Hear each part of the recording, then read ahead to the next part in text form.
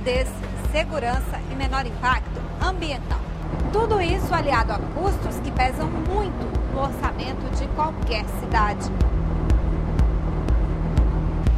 Será que compensa investir em trens urbanos? Tá na hora de Município Brasil.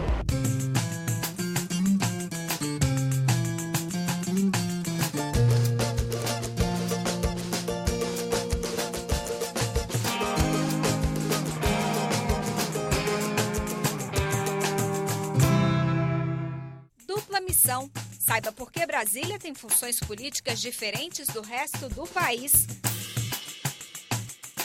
Mobilidade nos trilhos. A situação dos trens urbanos é o destaque da série Se Mexe Brasil. E no quadro Cidade Modelo, o bom exemplo que vem da sala de aula. Conheça um projeto em Rondônia que tem transformado a vida de estudantes. Abril é mês de comemorar o aniversário da nossa capital. Lá se vão 55 anos desde que Brasília foi inaugurada pelo então presidente Juscelino Kubitschek. Mas afinal, o que ela é?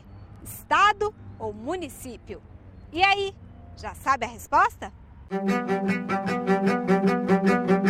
Brasília, para mim, é um projeto moderno. É um microcosmo dos desafios da modernização do Brasil.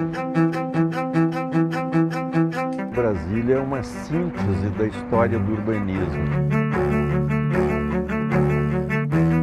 É a maior demonstração da capacidade de realização do povo brasileiro.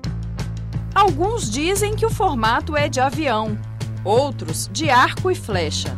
E tem até gente que acha o desenho do urbanista Lúcio Costa parecido com uma libélula. Uma coisa é certa, o projeto da nova capital federal era diferente do que existia nas cidades brasileiras até a década de 1960. A cidade, quando foi implantada, precisava estabelecer alguns critérios de orientação.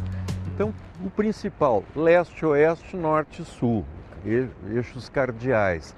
E depois as quadras.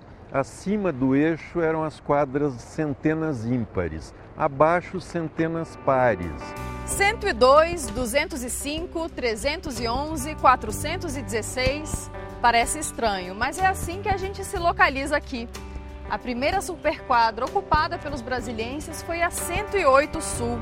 A ideia desses grandes espaços arborizados era integrar os vizinhos e oferecer com comodidade e rapidez todo tipo de serviço básico aos moradores, coisa que na época só se via em cidade pequena. Essa unidade de vizinhança teria então seu equipamento escolar, teria o seu clube, a sua igreja, o seu comércio, com todas as facilidades de farmácia, barbeiro, restaurante. A superquadra, sim, essa foi a grande invenção de Brasília. Mas Brasília não é diferente só quando se fala em espaço físico. O Distrito Federal também tem papel político único dentro da federação.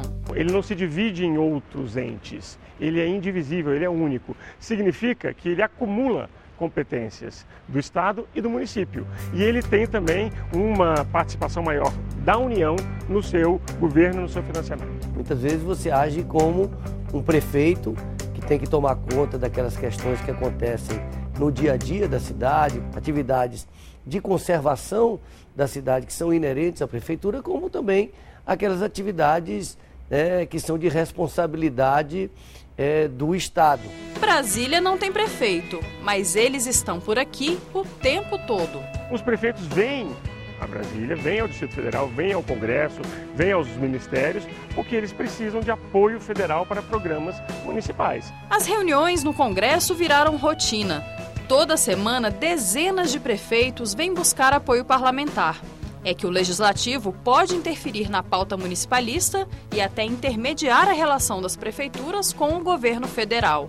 O poder de investimento dos municípios hoje é muito pequeno, quase zero, e nós dependemos sim de programas específicos dos ministérios, de emendas parlamentares. Não há como o município funcionar, não há como o município projetar seu desenvolvimento se não tivesse apoio do Legislativo a nível nacional. Isso também remete a uma questão que nós poderemos tratar, que é a centralização demasiada de todas as coisas em Brasília. Isso é ruim. Quanto mais descentralizado for o recurso para aplicação nos municípios, melhor será, inclusive para a transparência, para a economia dos recursos e para a própria democracia brasileira. Foi também em abril que o município de Guajará-Mirim, Rondônia, foi fundado. Isso já tem 86 anos. Lá, o bom exemplo vem da sala de aula. Entre uma lição e outra, alunos viram protagonistas da própria história e mostram o que é ser cidadão. A iniciativa é certificada pela Fundação Banco do Brasil.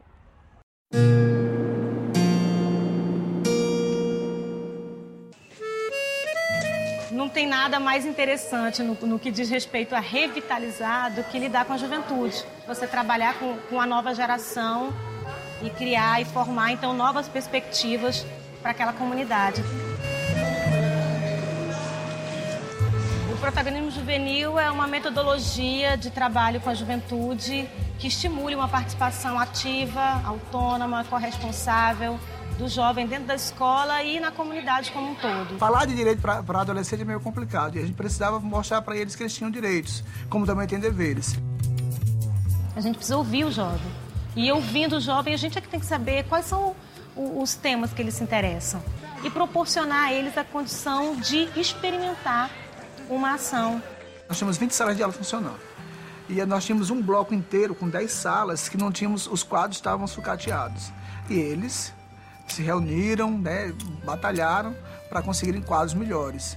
A gente tirou o jovem do cotidiano que ele tinha de escola e a gente colocou ele num projeto piloto e deu para ele outra visão de comunidade. A gente está correndo atrás do que a gente quer, do que a gente sabe que a nossa cidade precisa. Se o estudante tem condição de fazer isso na escola, experimentar, errar, fazer de novo, auxiliado por professores, por educadores, é bem possível que a gente continue, pouco a pouco, a construir uma sociedade mais justa, né?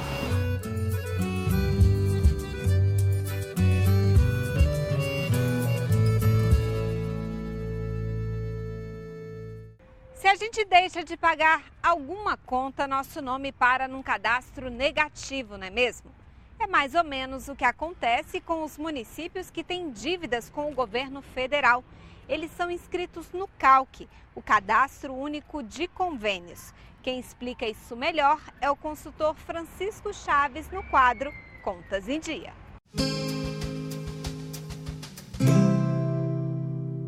O CALC é um cadastro mantido pela Secretaria do Tesouro Nacional, de acordo com a legislação vigente, que auxilia aos gestores públicos federais no momento de assinar convênios com estados e municípios para saber aqueles entes federados que encontram-se com alguma restrição ao recebimento de verbas, de transferência de verbas voluntárias pela União feitas por meio de convênio.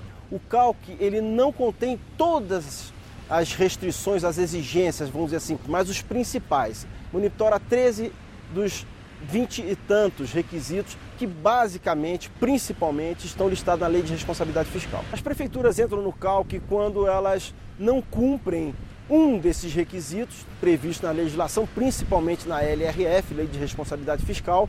Também a existência de débitos fiscais, previdenciários, quando eventualmente não aplicam os valores mínimos estabelecidos em educação. São vários os elementos, como eu disse, são mais de 20. Ou, infelizmente, fora algumas exceções específicas ligadas à assistência social, cabe à Prefeitura apenas buscar recursos próprios ou através também de empréstimos bancários e junto ao Estado, né? Eventualmente o Estado poderá também firmar convênios com ela se o Estado não tiver uma legislação que o impeça de transferir. As prefeituras, e é uma medida de transparência, porque não apenas as prefeituras, todos os cidadãos podem consultar no site da Secretaria do Tesouro Nacional, né, da STN, eles podem procurar as informações do CALC que estão lá disponíveis para todos.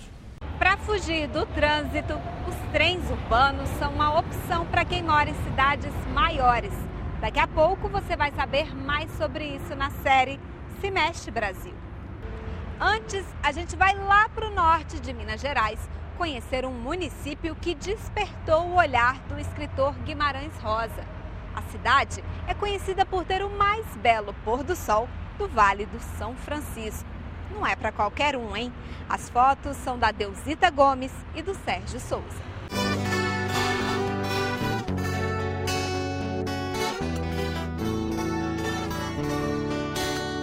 Cantos em cantos de Minas, sou como um navegador. Apaixonantes sereias, caboclos de lendas do bom pescador. Rio das águas morenas,